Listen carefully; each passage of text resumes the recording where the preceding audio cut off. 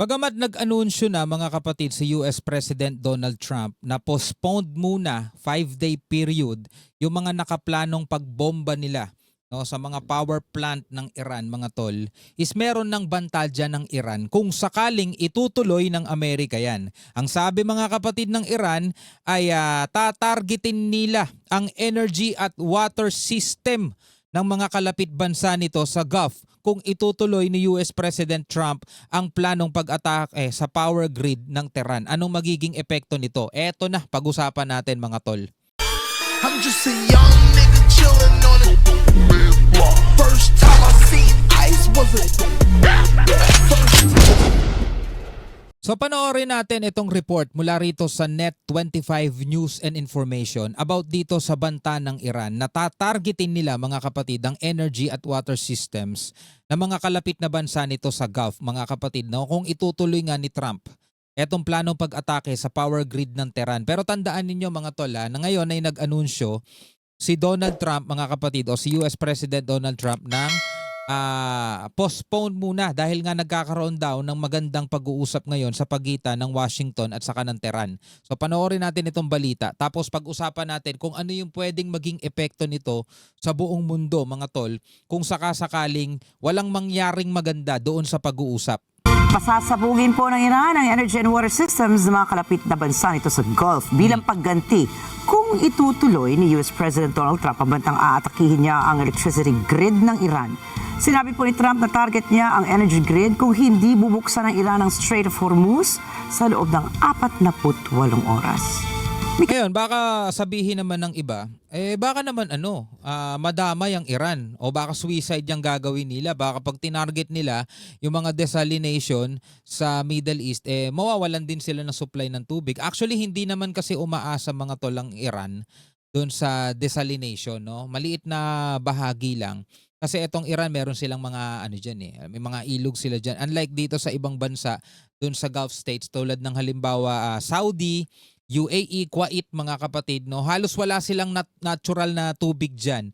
Umaasa lang talaga sila doon sa desalination mga kapatid. No? Ibig sabihin, tubig dagat yung ginagawa nilang inumin mga tol. And alam naman natin mga tol kung gaano kaimportante mga kapatid yung inumin. Imagine mo mga kapatid, no, kapag tinamaan yan, hindi lang inconvenience talaga mga tol, no? Mawawalan sila ng maiinom tubig mga tol. Diba? As in talagang walang maiinom na tubig. No, siguro meron silang mga supplies pero ilang araw lang itatagal nun at matinding bagay yun. Walang maiinom, walang panghugas, pati sa hospital mga kapatid, apektado yan, no? Kumbaga parang pinatay ng Iran yung lifeline ng syudad kasi alam mo na, water is life. Napaka-importante niyan mga tol. Kaya napakalaking magiging epekto niyan, no? Kung sakasakaling gagawin yan ng Iran. Pero syempre, kapag tinira nila itong desalination ng ibang bansa, pwedeng gumanti rin naman ang mga bansa at tirahin din yung desalination nila. Yung kanilang sariling di malaking bagay din yun. Damage din yun, self-damage din yun sa Iran. Tuloy natin. Medyo mawas para sa balitan yan. Malaking eskalasyon sa 3 linggong digmaan ang banta ng US laban sa Iran. Gayon din ang babalang ganti ng Tehran sakaling ituloy ng Washington ang pag-atake nito sa power grid nila.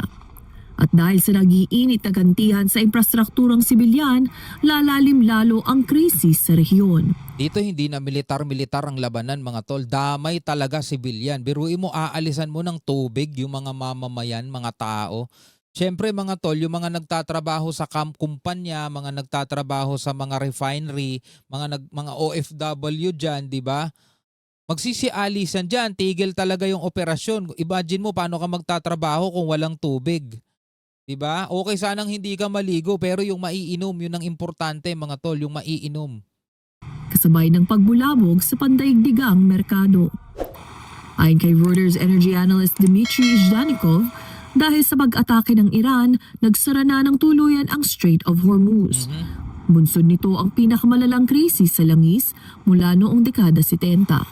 So unless this kind of stops somehow miraculously in the next few days, we're going to see a very big jump in prices in every single material around the world, from Totoo. energy to food, because actually farmers depend on fertilizers, and there's a lot of fertilizers that are being produced in the region. There's a lot of scarcity which is coming our way if it doesn't stop fairly quickly.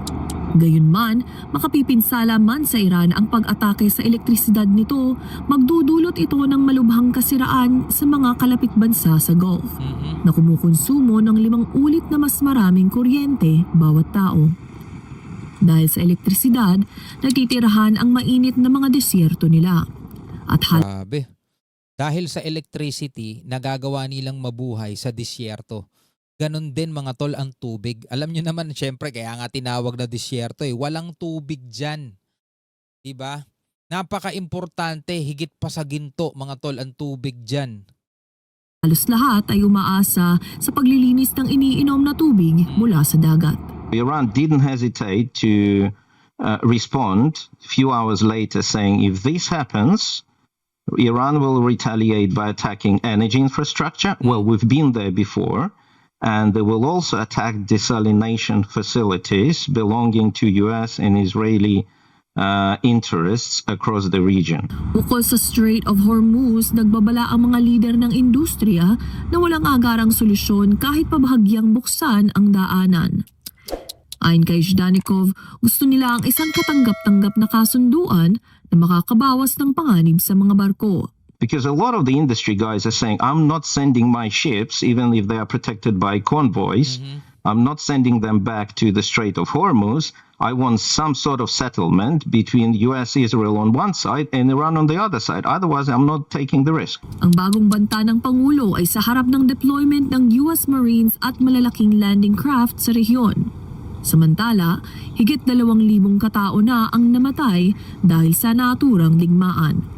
Mika Jumawan. Grabe, no? So ngayon nga pag-usapan natin, aatakihin ng Iran, mga kapatid. Ito yung pinaka para magiging retaliation nila, no? Kapag inatake nga ng Amerika etong kanilang power grid, ang magiging ganti ng Iran is aatakihin naman nila is yung mga power industries, mga facilities, at saka yung desalination facilities, which is napaka-importante niyan mga kapatid para sa isang disyerto.